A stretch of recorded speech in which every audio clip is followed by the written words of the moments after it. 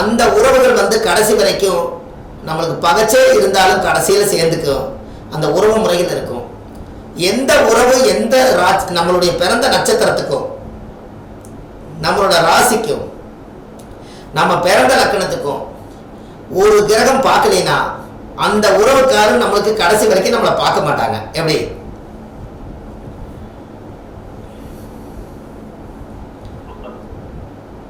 ஐயா புரியலையா?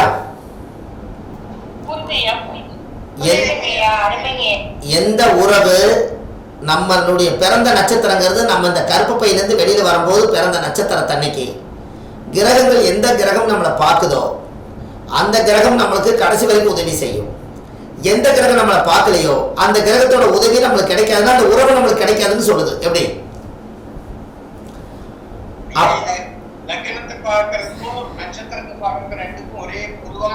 ஆமா, லக்கணம்ங்கிறது என்னன்னா வயிற்றுக்குள்ள இருந்து ஒரு குழந்தை வெளியில வந்து ஒரு ராசி கட்டத்துல 2 மணி நேரம் லக்கணம் உட்கார்றதுனால இந்த லக்கணம் என்பது அந்த உயிர் ஜீவனை வந்து ஒரு கிரகம் பார்த்தால் அந்த லக்கணத்துக்கு அந்த பவர். அன்னைக்கு பிறந்த நட்சத்திரத்தன்னைக்கு ஒரு கிரகம் பார்த்தா அந்த நட்சத்திர ராசிக்கு பவர். அதனால ராசியவோ நட்சத்திரத்தவோ லக்கணத்தவோ ஒரு கிரகம் கடைசி காலத்து வரைக்கும் ஜென்ம பார்வை பார்க்கலைன்னா அந்த உறவு கூட வீட்டில் போய் நம்ம உறவாட முடியாது. அந்த வீட்டுடைய உறவு நம்மளுக்கு கடைசி வரைக்கும் கிடைக்காது. அந்த உறவை விட்டுட்டு நம்ம அடுத்த வேலையை பார்க்கலான்னு அது சொல்லாம சொல்லுது. எப்படி?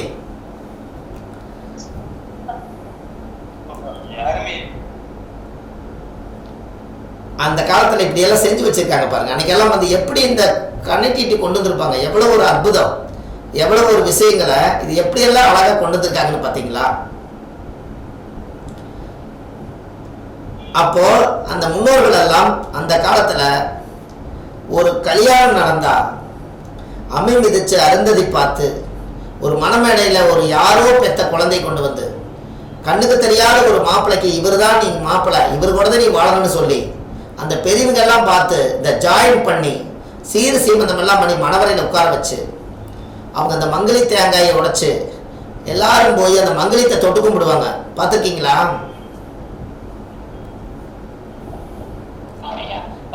மங்களத்தை தொட்டு கும்பிடுவாங்க.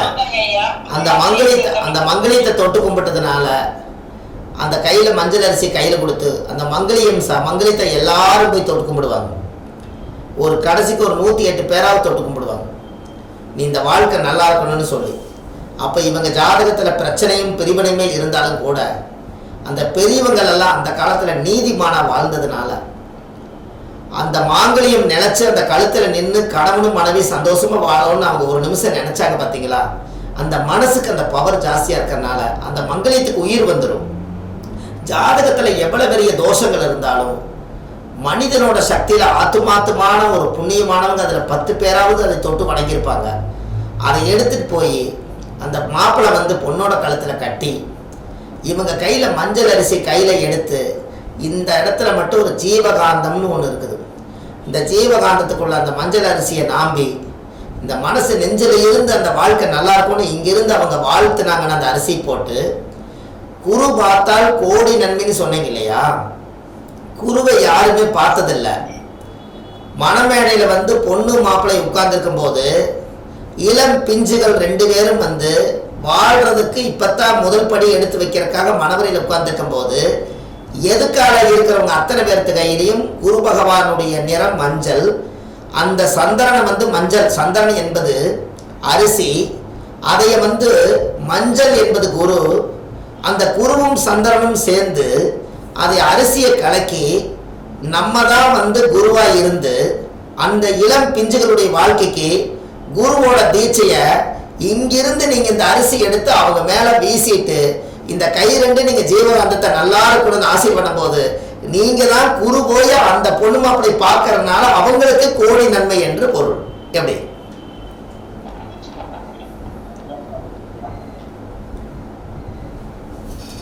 ஒண்ணு சத்தமே காணமே.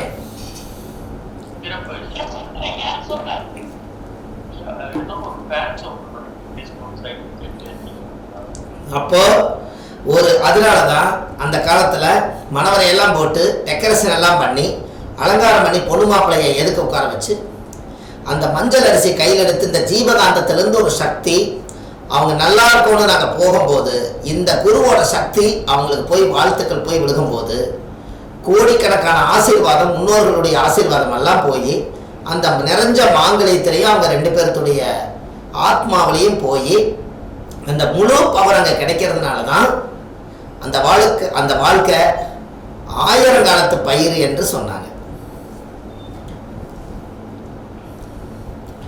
ஒரே ஒரு விதை தான், அது 1000 காலத்துக்கு அது இருக்குங்களா. இவர் பெற்றதுக்கு அப்புறம் அவர் பிறந்து அவர் வளர்ந்து அவர் இன்னும் 4 பெற்று அவர் 1000 பெற்று 2000 பெற்று 5000 பெற்று இப்படியே வந்து 1000 காலத்து பயிரா ஒரே ஒரு உயிர் வந்து அத்தனை உயிரை உருவாக்கிடுமா. அதுக்கு பேர் தான் 1000 காலத்து பயிர் எப்படி இருந்ததோ அது மாதிரி 1000 காலத்து உயிர் இருந்ததுன்னு அந்த காலத்தில் சொல்லி வச்சாங்க. பயிர் ப்ளஸ் உயிர் எப்படி மறைச்சு வச்சிருக்காங்க முன்னோர்கள். கரெக்டுங்களா? 1000 காலத்து பயிருன்னாங்க. அந்த பயிர் 1000 பயிர் வளர்ந்த மாதிரி 1000 உயிர் வளர்த்துங்கிறதுக்காக உயிர் பிளஸ் பயிர் அதை சொல்லாம சொல்லி வச்சிருக்காங்க. அதுக்குள்ள போய் நம்ம ஆராய்ச்சி பண்ணி எடுத்து அந்த ரகசியம் நம்மளுக்கு கிடைக்குது. எப்படி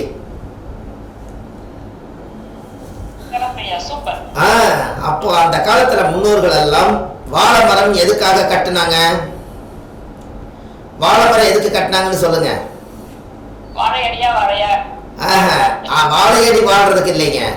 வாழை மரம் ஒண்ணு மட்டும்தான் வெட்ட தளைஞ்சுக்கிட்டே இருக்கும். நீங்க வாழை மரம் உயிரோடு இருக்குது இல்லைங்க, போய் வெட்டிட்டு வந்துருங்க. அடுத்த நாள் காலையில் பாருங்க குருத்து மேல வரும்னு பாத்துருக்கீங்களா? அப்ப குருத்து வந்துகிட்டே இருந்தா மறுபடியும் அறுத்தீங்கன்னா மறுபடியும் குருத்து வருது. வெட்ட தலையும். மற்ற மரங்கள் எல்லாம் அதோட சக்தி இழந்து வேறு பட்டு போயிடும். வாழை மரம் ஒண்ணு மட்டும் நீங்க எங்க வெட்டுனீங்கனாலும் வெட்ட தலையும். அதனாலதான் வாழை மரத்தை நாளைக்கு இவங்க 2 பேரும் கட்டாயி போனாலும் கூட கணவன் மனைவி மறுபடியும் சேர்ந்து வாழணுங்கிறதுக்காக வெட்ட தலைய இருந்த வாழை மரத்தை கொண்டு போய் அந்த காலத்துல முன்னாடி நிறுத்தி வாழை வந்து ஒரு பெண் சாட்சியை செஞ்சிருக்காங்க கல்யாணம். எப்படி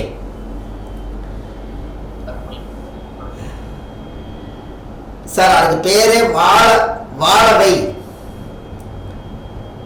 நீங்க ஒரு பொண்ணை வாழ வைங்கிறீங்க, நீங்க மண்ணுல வாழ வைங்கன்னு சொல்லுது. அப்ப வாழவை பொண்ணை வாழவை வருதுங்களா வார்த்தை?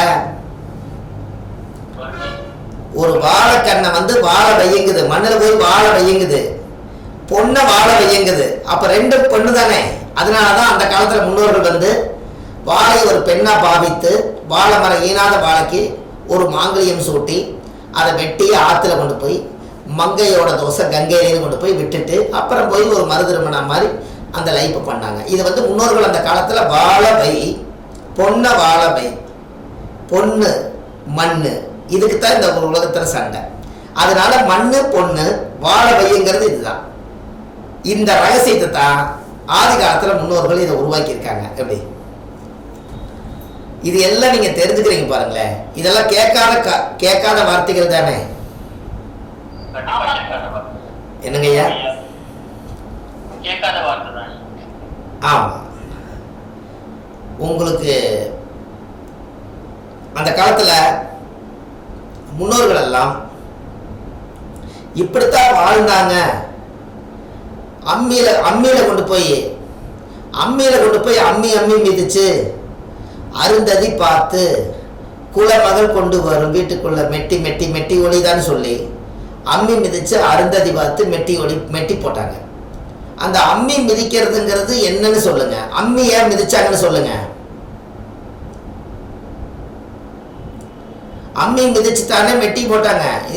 இது எனக்கு இந்த பொண்ணுக்கு தான் நான் மெட்டி போடுறேன்னு போட்டாங்கல்ல. அது எதுக்காக போட்டாங்க? அதான் அம்மி மிதிக்கிறது எதுக்கு சொன்னவங்களுக்கு 100 ரூபாய் பரிசு.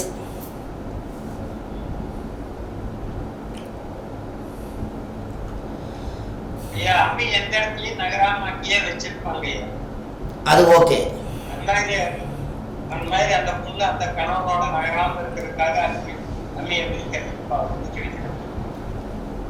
இன்னும் கொஞ்சம் டெப்தா உள்ள போய் பாருங்களேன். சரி நானே சொல்லவா?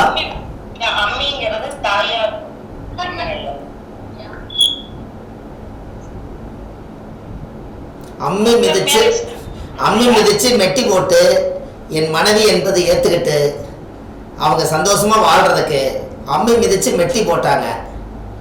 மெட்டி போட்ட உடனே அந்த கணவருக்கு வந்து இவங்க மனைவி ஆயிட்டாங்க. அம்மி மிதிச்சு அருந்ததி பார்த்து பண்ணுனாங்கன்னு சொன்னாங்க. அம்மி மேல கொண்டு போய் காலை வச்சதுக்கு என்ன காரணம் சொல்லவா?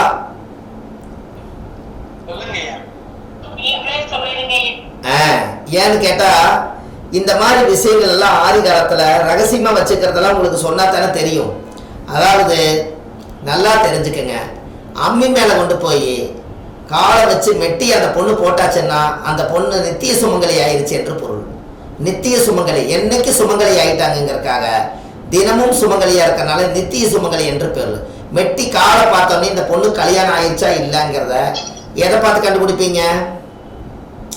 ஒரு பொண்ணுக்கு வந்து மெட்டி பார்த்து கண்டுபிடிப்பீங்க. அப்ப மெட்டி போடலன்னா இந்த பொண்ணு கல்யாணம் ஆகல, மெட்டி போட்டிருந்தா அந்த பொண்ணு கல்யாணம் ஆயிருக்குன்னு சொல்றீங்க. அப்போ இந்த மெட்டி வந்து காலில் போட்டிருந்தா அந்த பொண்ணு நித்திய சுமங்கலி என்று பொருள். இந்த நித்திய சுமங்கலி வந்து சந்தோஷமா வாழ்றதுக்காக அம்மிக்கல் மேல கொண்டு போய் காலை வச்சு இந்த மெட்டி போட்டதுக்கு காரணம் என்னன்னா, அம்மிக்கல் வந்து ஆயிலி நட்சத்திரம். ஆயிலி நட்சத்திரம் வந்து ஆதிகேசவன் 2 பாம்புகளும் பின்னி பிணைஞ்சு சந்தோஷமா வாழ்ந்ததுனால அம்மிக்கல் மேல வச்சு மெட்டி போட்டா ஆணும் பெண்ணும் பின்னி பிணைஞ்சு சந்தோஷமா வாழ்ந்து வம்ச விருத்தி ஆகிறதுக்காக அந்த இடத்துல ஆயிலியும் குரு வந்து உச்சமா இருக்கிறதுனால குழந்தை பெத்துக்கிறதுக்கு அப்படி பின்னி பிணைஞ்சாதான் தாம்பத்தியத்துல சிறப்படைஞ்சு ஒரு குழந்தை பிறக்குங்கிறதுக்காக அந்த காலத்திலேயே அம்மி சாட்சியா கல்யாணம் பண்ணியிருக்காங்க. எப்படி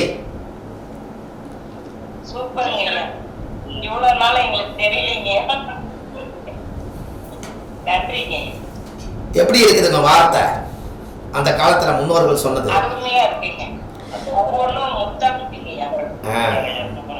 இந்த மாதிரி ஆதிகால பரிகாரத்தை இந்த குழுவிலக்கு சேர்ந்து இருக்கிறவங்களுக்கு தான் இந்த ரகசியம் கிடைக்குது. இன்னைக்கு இருக்கிற காலத்துல ஆடியோ கேட்கறதுக்கு கூட இன்னும் கொஞ்சம் நல்ல டைம் கிடைக்காது. ஆனா நீங்க எல்லாம் இது ஆத்துமாத்துமா ஒரு 1 மணி நேரம் 1.5 மணி நேரம் இருந்து இவ்வளவு தூரம் நீங்க இதை கேட்கறதுல இப்படி ரகசியங்கள் எல்லாம் கிடைக்குதுங்கும் போது அப்போ அம்மிக்கல்லும் குளவியும் 2ம் சேர்ந்து ஒரு பெண் என்பவள் மாசாணியம்மன் கோவில்ல எப்படி மாசாணியத்தா மலாக்கா படுத்திருக்குதோ அதே போலதான் அம்மி என்பது ஒரு பெண்ணு கீழே அது படுத்திருக்கணுங்கிறதுக்காகத்தான் அம்மிக்கல்லு கீழே படுக்க வச்சிருக்காங்க. ஒரு பெண் படுத்திருக்குது. குளவி என்பது தான் இந்த ஆண் ஜீவனா இருக்குது. அது மட்டும்தான் இந்த உடம்ப உலாவி வர்றதுனால குளவிய ஆணாவும் அம்மிக்கல்ல பெண்ணாகவும் வச்சிருக்கிறதுனால தான் அம்மிக்கல்ல சாட்சியா தாலி கட்டி வாழ்க்கை சுகமா நடத்தியிருக்காங்க. எப்படி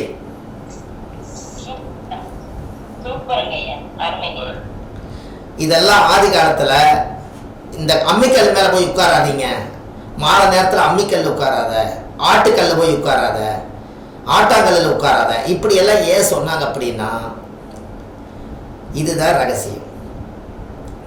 அப்போ அந்த ஜாதகத்துல ஆயிலி நட்சத்திரம் அம்மிக்கல்லா இருக்கிறதுனால யார் வீட்லையெல்லாம் கணவன் மனைவி உறவு சந்தோஷமா இருக்கும்னு நினைக்கிறவங்க அம்மிக்கல்லில் வச்சு செலவாட்டுறது, முளகாட்டுறது, வெள்ளைப்பூண்டு நசுக்கிறது, இது எல்லாமே நீங்க அம்மிக்கல்ல அந்த உலாவி வந்து அரைச்சிட்டே இருந்தீங்கன்னா அந்த வீட்டில் ஆணும் பெண்ணும் சேருவாங்கிறதுக்காகத்தான் அந்த அம்மிக்கல்ல வீட்டுக்குள்ள வாசல்ல போட்டு அதை வந்து ஆதி காலத்துல இயக்குனாங்க.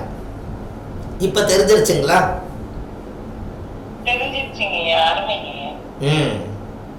ஒரு ஒரு கல்லுலையும்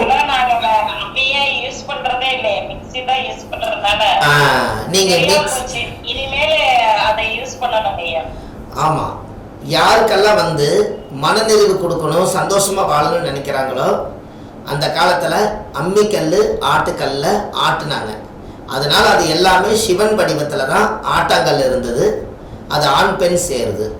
அம்மிக்கல்லு தான் ஆயிலி நட்சத்திரமா இருந்தது. அதனால வந்து ஆண் பெண் சேருது. இது எல்லாமே அந்த காலத்துல உரலு உலக்கையும் அந்த காலத்துல முன்னோர்கள் இடிச்சுக்கிட்டே இருந்தாங்க. அந்த உரலு உலக்கையும் ஆண் பெண் சேருது. இதெல்லாம் குத்தி அரிசியாக்கி அதை வடித்து சோறாக்கி சாப்பிட்டு சந்தோஷமா வாழ்ந்தாங்க. இது எல்லாமே ஆணும் பெண்ணும் சேரக்கூடிய பொருள்கள் தானே. இது சாங்கியத்துக்காக நம்ம வீட்டில் இதெல்லாம் வீட்டுக்குள்ள இருக்கணும்னு சொல்லுவாங்க. எப்படி என்ன நவீனங்கள் வந்தாலும் இப்பதான் ஆட்டுக்கல் பெரிய ஆட்டுக்கல் இல்லாம சின்னதாவே இருக்குது.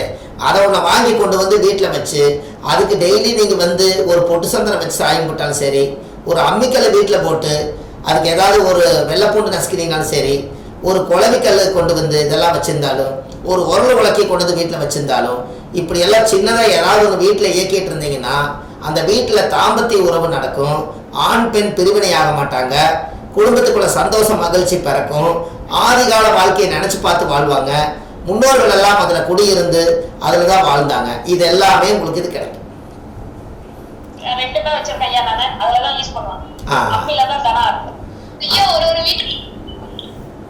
சொல்லுங்க.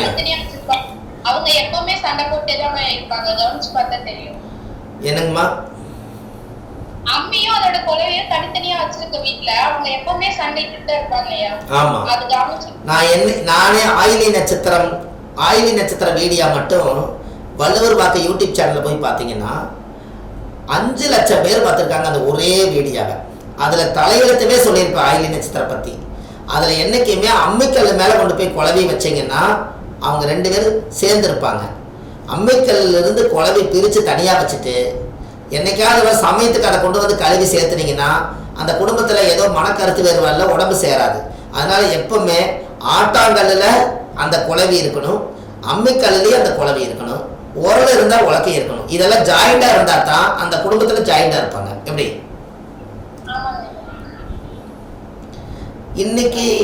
இன்னைக்கு வந்து வேற மாதிரி ஆகி போச்சுங்க காலம். அதனால இப்போ என்ன ஆகி போச்சுன்னா நவீனங்கள் வளர வளர முன்னோர்கள் வாழ்ந்த பொருள்கள் எதுவுமே இல்லை. இப்போ வீட்டுக்குள்ள பார்த்தீங்கன்னா பூராமே TV, fridge, machine, washing machine எல்லாமே இயந்திரங்களாக போயிடுச்சுங்க. பழைய காலத்து பொருள்களே இல்லையே, ரொம்ப கஷ்டமா இருக்கு இல்லைங்களா? ஆதிகால வாழ்க்கை எல்லாமே கொஞ்சம் கொஞ்சமாக அழிஞ்சுக்கிட்டு வருது. அதனால தான் நீங்கள் என்ன பண்ணுறீங்கன்னா இனிமேல் நவதானியம் வந்து இப்போ வந்த தானியத்தை விட்டுட்டு ராகி, கம்பு, சோளம், கேழ்வரகு, சாமை அப்படிங்கிற சிறுதானியங்களை ஒரு 9 கலசம் வாங்கி மண்பானையில் 9ஐயும் போட்டு உங்கள் வீட்டில் அந்த செல்ஃபு மேலே அடுக்கி வச்சிருங்க. அந்த சிறுதானியம் வந்து ஆதி காலத்தில் நவதானியமாக இருந்துச்சு. நவ கிரகங்கள் நம்மளோடவே வாழுமா. இதை ஒரு சின்ன மண் கலயத்தில் 9 கலயத்தில் ஒரு 1/4 கிலோ வாங்கி 9 கலசத்தில் இதை போட்டு வச்சிருங்க. நவதானியம் இருந்தால் நவகிரகம் உங்கள் வீட்டில் வாசம் செய்யும். எப்படி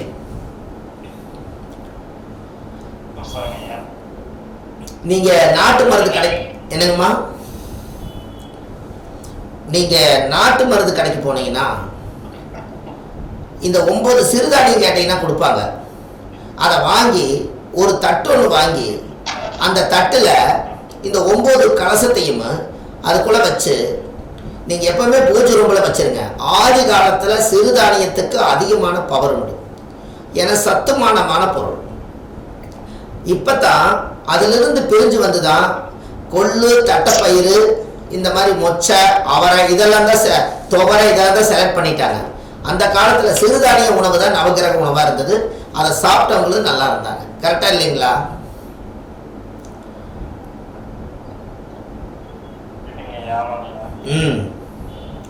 இப்போ அந்த முன்னோர்கள் வாழ்ந்ததெல்லாம் நீங்க இந்த ரகசியத்தை நீங்க கொண்டு வரணும். யாராவது ஒரு வீட்டுல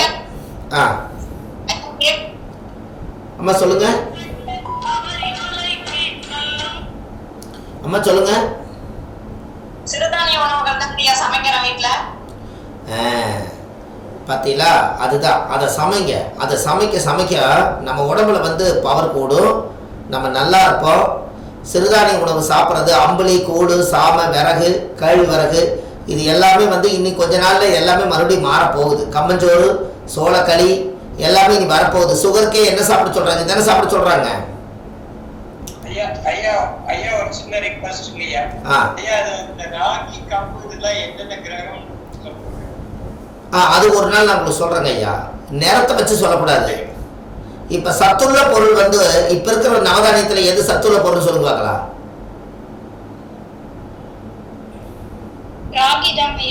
இல்ல இல்ல, நவதானியம் இப்ப இருக்கிற நவதானியத்துல சத்துள்ள பொருள் எந்த நவதானியம் சொல்லுங்க. அத பயிர் தான். எந்த நவதானியம் என்னங்க?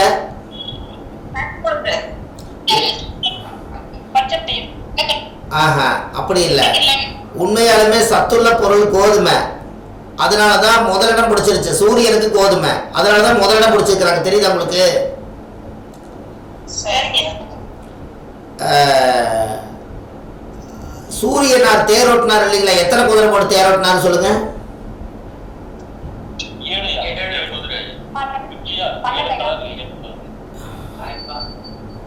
7 குதிரைங்களா? 7 குதிரை போட்டு 7 கலர்கள். 7 குதிரை 7 colour வெப்ஜிஆர் colour violet indigo blue அந்த மாதிரி கலர் 7 குதிரை 7 குதிரை போட்டு 7 குதிரை போட்டு அவர் தேரோட்டினார்.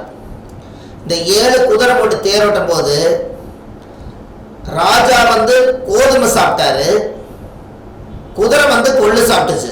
புரியுதா உங்களுக்கு? குதிரைக்கு அதனாலதான் கொள்ளு, கரெக்டுங்களா?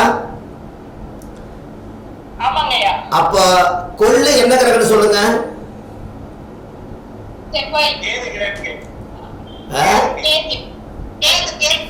கேது கொள்ளு. கேது கொள்ளு, சூரியன் வந்து கோதுமை, கரெக்டுங்களா? அதனாலதான் ராஜா சத்துள்ள பொருளை கோதுமை வந்து இருக்கிறதுலயே ராஜ மூலிகை. அதனால ராஜா கோதுமை சாப்பிட்டாரு அந்த காலத்துல, குதிரை கொள்ளு சாப்பிட்டுச்சு. இதுலயே சத்துமான தெரியுதா உங்களுக்கு? நாட்டை ஆடுறதுக்காக அவர் சத்துள்ள பொருள் கோதுமை சாப்பிட்டாரு. இந்த நாட்டுக்கே வழிகாட்டுறதுக்கு குதிரைக்கு வந்து கால் வலி இல்லாம ஊருக்கே பட்டஞ்சோடி வர்றதுக்கு குதிரைக்கு கொள்ளு சாப்பிட்டாரு. அது கோதுமை, இது கொள்ளு. இதுக்கு வித்தியாசம் இருக்கா இல்லையா? இப்ப உங்களுக்கு புரியுதுங்களா? அப்போ ராஜா குதிரை வண்டியில போகும்போது, ராஜா குதிரை வண்டியில 7 குதிரை போட்டு ஓட்டுனால 7 குதிரையும் இருக்கிறதுக்கு காரணமே கேது திசை 7 வருஷம். கேது என்பது சிறுதானியம், கேது என்பது கொள்ளு. அதனால கேது என்பது அசுவனி, அசுவனி என்பது குதிரை. எல்லாம் ஆதி காலத்துல லிங்க் ஆகித்தான் கணக்கு போட்டு வச்சிருக்காங்க. எப்படி?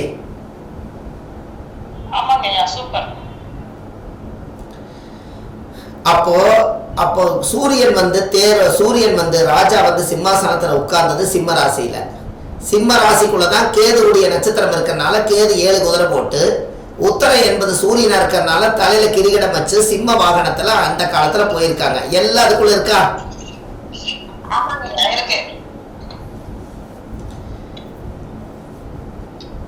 இப்போ உங்களுக்கு புரிஞ்சிருக்கும். அப்போ தோண்டி தோண்டி எடுக்கும் போது அதுக்குள்ள இருக்கக்கூடிய சூட்சமங்கள் எல்லாம் உங்களுக்கு சிறப்பா கிடைக்குதே. உங்களுக்கு ஒண்ணு தெரியுமா? யாராவது கேது திசை நடந்தா நீங்க குதிரைக்கு கொண்டு போய் கொள்ளு வாங்கி கொடுத்தீங்கன்னா, போலீஸ்ல போய் சட்டச்சிக்கல் பிரச்சனையிலிருந்து மாட்டியிருந்தீங்கன்னா, குதிரைக்கு கொண்டு போய் கேது நட்சத்திரம் அசுவனி மக மூல நட்சத்திரம் வரும்போது குதிரை கொண்டு போய் கொள்ளு வாங்கி அந்த வாய்க்குள்ள வந்து அந்த பை கொடுத்துருப்பாங்க. அது பை நிறைய குதிரை கொள்ளு கொட்டி வச்சு வந்துட்டீங்கன்னா சட்டச்சிக்கல் பிரச்சனை எல்லாம் ரிலீஸ் ஆகி அவர் சுதந்திரமா சட்டச்சிக்கல் இருந்து ரிலீஸ் ஆயிடுவாரு. எத்தனையோ பிரச்சனை சால்வ் பண்ணும். புரியுதுங்களா?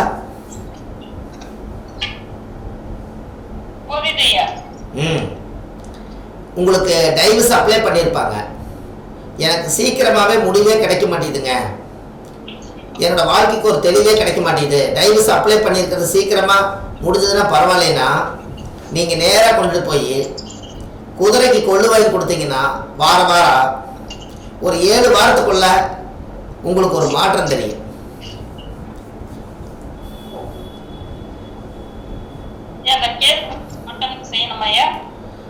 கேதுடைய நட்சத்திரத்தனை கொண்டு போய் கொடுக்கணும்.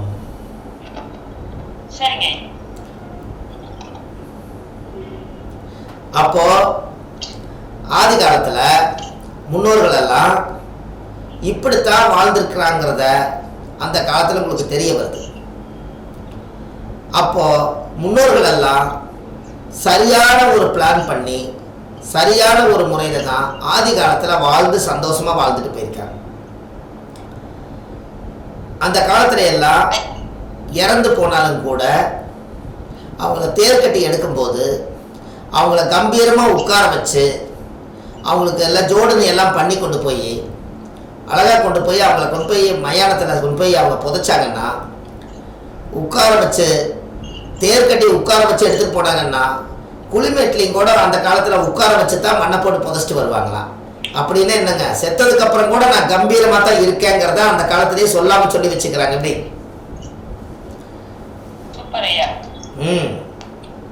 படுக்க வச்சு அந்த காலத்தில் 2 பரிகாரம் உண்டுங்க. படுக்க வச்சு அவங்க எல்லாம் அழுது எடுத்துகிட்டு போனால் பாடை கட்டி எடுத்துகிட்டு போவாங்களாம்.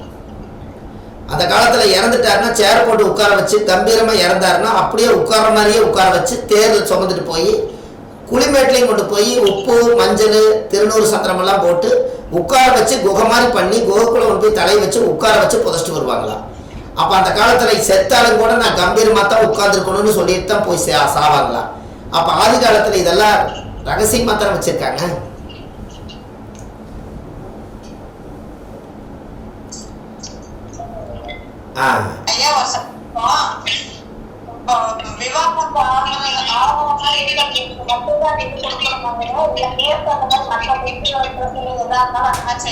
கண்டிப்பா உங்களுக்கு தடை தொழிலே தடை இருந்தா குதிரை கொள்ளு கொடுத்தீங்கன்னா தடை நீங்கிரும்.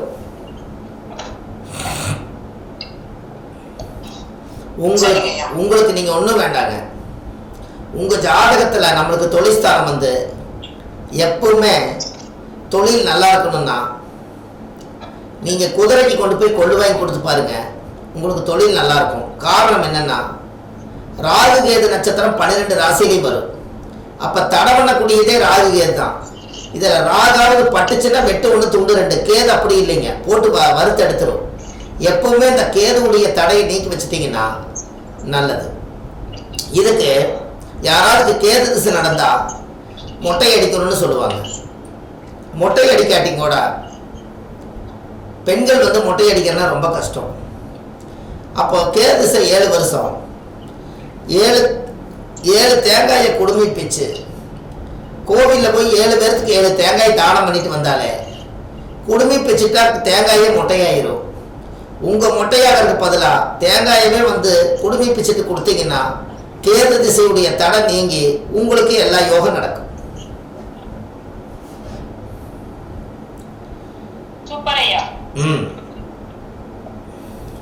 சூரியன் என்பது தலை. சூரியனுக்கு 3 கண்ணு இருக்குது, சிவனுக்கு 3 கண்ணு இருக்குது, தேங்காய்க்கு 3 கண்ணு இருக்குது. தேங்காயோட குடும்பம் தான் வந்து கிரிகடம், சாமியோட கிரிகடம், சிவனோட கிரிகடம். அப்போ சூரியனா ராஜா மாதிரி. அப்போ அந்த குடுமி பிச்சுட்டா ராஜாவா இருந்தவர் கேதுவா மாறிடுவார். குடுமி பிச்சு கொண்டு போய் தானம் பண்ணினா கேது தோஷம் உங்களை விட்டு போயிரும்னு சொல்லுது. இதை வருஷம் 7 தேங்காய் கொடுக்கறது உங்களுக்கு பெரிய கஷ்டம் இல்லையே. 7 தேங்காய் 70 ரூபாய், 7 2 14, 7 3 21, 200 ரூபாய்க்கு வருஷம் 7 தேங்காயை குடுமி பிச்சு 7 பேருக்கு உட்காந்துக்கிறவங்களுக்கு ஒரு வெத்தலை பாக்கு, ஒரு 10 ரூபாய் பணம், ஒரு தேங்காய் கொடுத்து இதை போய் நீ குழம்பு வச்சு சாப்பிட்டுக்கன்னு குடுமி பிச்சு கொடுத்துட்டீங்கன்னா கேது தோசை நிவர்த்தியாக. யாருக்கெல்லாம் லக்கணத்தில் கேது இருக்குதோ அவங்க மாதம் அவங்க குடுமி பிச்சு தேங்காய் 7 தேங்காய் மாதம் கொடுத்துட்டு வந்தா அவங்களுக்கு சீக்கிரமாக கல்யாணம் ஆகும். கேது என்பது சட்டச்சிக்கல் பிரச்சனை வெளியே வருவாங்க, நெருக்கடியிலேருந்து வெளியில் வருவாங்க. கேதுனால அவங்களுக்கு ஒரு மிகப்பெரிய ஒரு அசுர வளர்ச்சிகள் வரும். அப்போ சின்ன விஷயம் தான் எத்தச்சோடு வேலை செய்து பார்த்தீங்கன்னா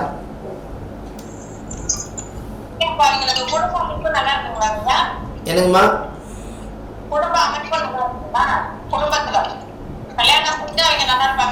அதே இந்த தடை நீக்கிறதுக்கு 7 தேங்காய் நீங்க தானம் பண்ணணும்ல. நீங்க எல்லாமே குடும்பத்துக்கு ஆதி காலத்துல முன்னோர்கள் இப்படித்தானே ஃபாலோ பண்ணியிருக்காங்க. நீங்க தேக்கு இலையில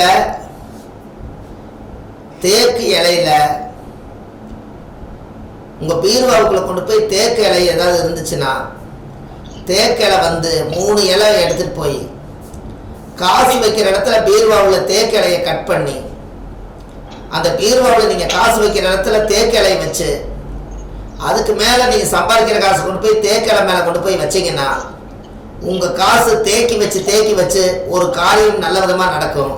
உங்களுக்கு இதர செலவுகள் வராது. தேக்கு இலையில வச்சா தேக்கி வச்சிருப்பீங்க. எப்படி? அது வைரம் பாஞ்ச மரம் இல்லையா தேக்கு? தேக்குக்கு என்னைக்கு ஒரு மரியாதை இருக்குது இல்லைங்களா? தேக்குக்கு வந்து விலைமதிப்பு இல்லாதது தானுங்க. அதே மாதிரி விலைமதிப்பு இல்லாத பணத்தை கொண்டு போய் தேக்கு இலையில கொண்டு போய் வச்சிட்டீங்கன்னா அந்த பவர் வந்து உங்களுக்கு காசு பூராமே பணம் வீட்டை விட்டு வெளியில போறதுக்கு ரொம்ப யோசிக்குமா. ஏன்னா தேக்க மரத்தை விட்டு வெளியில போகாதான். அதனாலதான் அதுக்கு பேரு தேக்கு. அதனாலதான் தேக்கு மரத்தை ரொம்ப நாள் தேக்கி வச்சு வளர்த்துனா அது அசுர வளர்ச்சிக்கு போற அளவுக்கு விலை மதிப்பில்லாத பணம் கிடைக்கிறதுக்கு காரணமே தேக்கு மரம் தான். எப்படி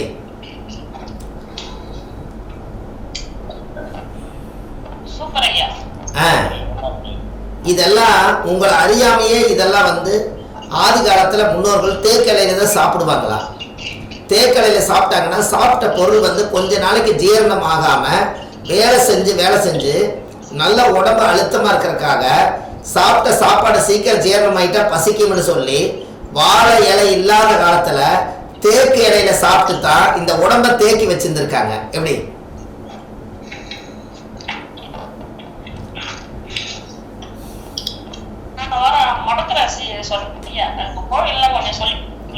அது இப்போ அது அடுத்தது வருதுங்கம்மா. அது வரும் அது வந்து அடுத்த வாரம் வந்து நம்ம எத்தனை பேர் இதுல வந்து கரெக்டா இதுல செலக்ட் ஆகிறான்னு பார்த்து கர்மாவை பூரா நிறைய சொல்லி கொடுக்குறாங்க. யாருக்கு அந்த புண்ணியம் இருக்குதோ 25 பேர் மட்டும்தான் அதுல இருந்து நம்ம எடுக்க போறோம்.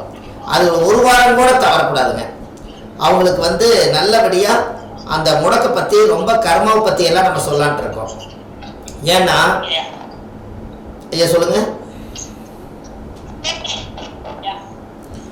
தெரியலீங்க, சொல்லுங்கம்மா.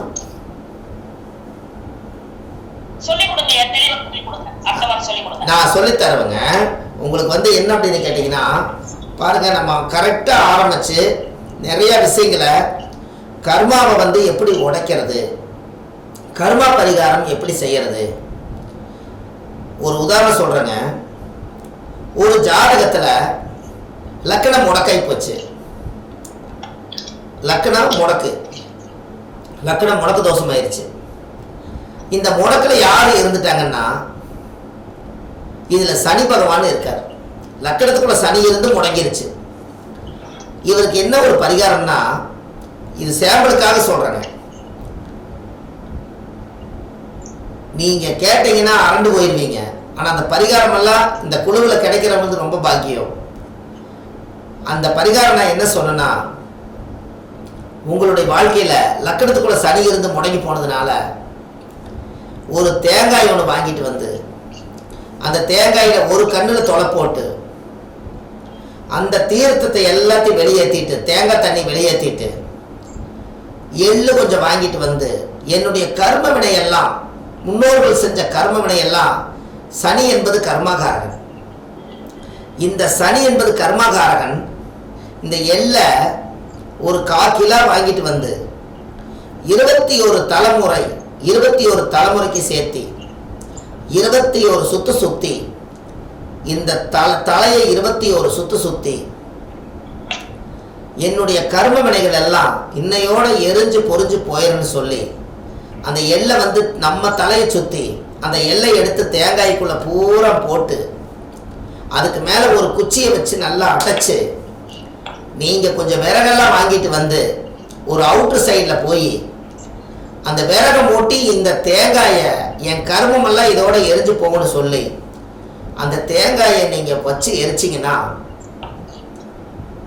ஒரு பிரேதம் எரிஞ்சிட்டு இருக்கும் போது என்ன வாசம் அடிக்குதோ சேம் அதே வாசம் நம்மளுடைய கர்ம வாசம் அது அப்படியே வரும். நம்மளோட ஒரு பிரேதம் எரிஞ்சா என்ன வாசம் நாத்தம் அடிக்குதோ சேம் அப்படியே அந்த நாத்தம்.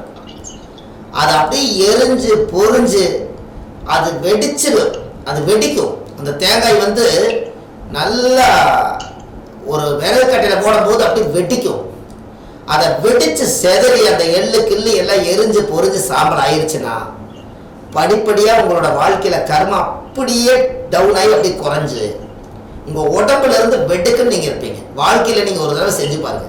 நான் ஒருத்தருக்கு சொல்லி 40 வயசாகி கல்யாணம் ஆகாதவருக்கு லக்கணமும் முடங்கி போய் லக்கணத்துக்குள்ளே சனி இருந்ததுனால இந்த கர்மாகாரகன் சனி சூரியனுக்கு பகையா இருக்கிறதுனால சூரியன் என்பது நெருப்புல போட்டு எரிச்சு நீங்கள் அந்த கம்ப்ளீட்டாக முடிச்சுட்டு வாங்கன்னு சொன்னேன். ஒரே ஒரு தேங்காயில் 1/4 கிலோ எண்ணெய் கொட்டி தலையை சுற்றி அப்படியே கொண்டுட்டு போய் அந்த விறகுல எரிச்சு அந்த கருமா உடைச்சிட்டு வந்து போய் குளிச்சுட்டு குலதெய்வத்தை போய் சாமி பார்த்துட்டு வந்தார்.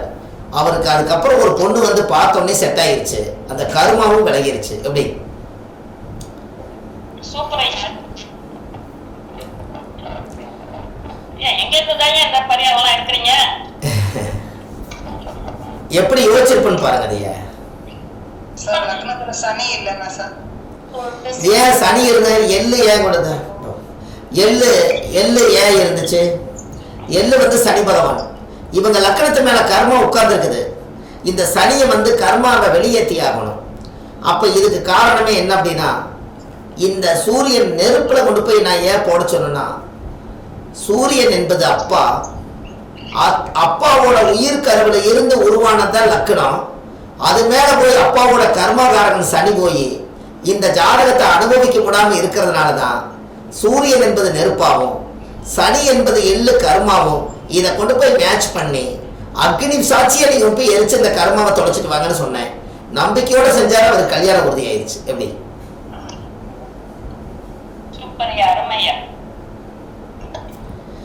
இப்படி எல்லாம் நீங்க நினைச்சு பார்க்கும்போது அப்ப பரிகாரங்கள் எங்கெங்கேயோ மூளைக்கு கிடக்குது. அப்ப யாருக்கெல்லாம் லக்கணத்துக்குள்ள சனி, லக்கணத்துக்குள்ள சந்திரன் சனி இருக்குதோ, சந்திரன் என்பது வெள்ளை, தேங்காய்க்குள்ள வெள்ளை தான் இருக்குது. சனி என்பது புணர்வு தோஷம் இருக்கிறவங்களும் இதை செய்யலாம். லக்கணத்துக்குள்ள சனி இருக்கிறவங்களும் இதை செய்யலாம். லக்கணமே முடக்கா இருக்கிறவங்களும் இந்த கர்மகாரகம் தான் நம்மளை போட்டு லாக் பண்ணி வச்சிருக்கோம். இதை நீங்க தயார் செய்யலாம். இதுக்குத்தான் முன்னோர்கள் அந்த காலத்துல இந்த தலையை சுத்தாம அந்த காலத்துல என்ன பண்ணாங்கன்னா, ஏதோ ஒரு நோம்பிக்கு மலையில போய் தேங்காய் சுட்டு சாப்பிட்டாங்க. தெரியுமா உங்களுக்கு?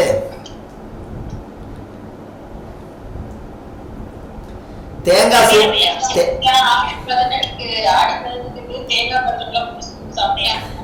தேங்காய் தொட்டியில குத்தி வச்சு நெருப்புல வச்சு கணக்கி இதே விளையத்தான் அந்த காலத்துல தேங்காய் சுட்டாங்க. தெரியுதுங்களா?